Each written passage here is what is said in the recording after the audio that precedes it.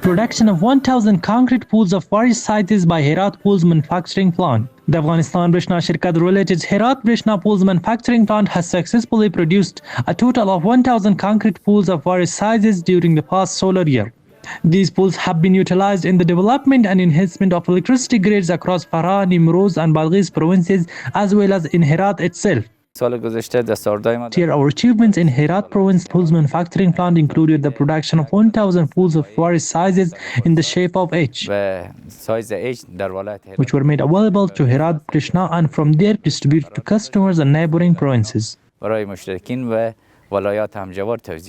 Engineers Marai Hanyar Herat Pool Manufacturing Plant Assistant reported that the production continues at a steady pace with an average of 35 pools being manufactured each week. This equates to over 100 pools produced monthly at the plant.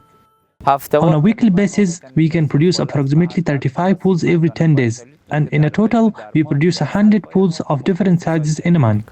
In addition, the Afghanistan Brishna Shirkat has plans to upgrade the Herat Pools Manufacturing Plant, transitioning it to a standardized power plant construction system. This upgrade is intended to support the ongoing needs for grid improvement and development.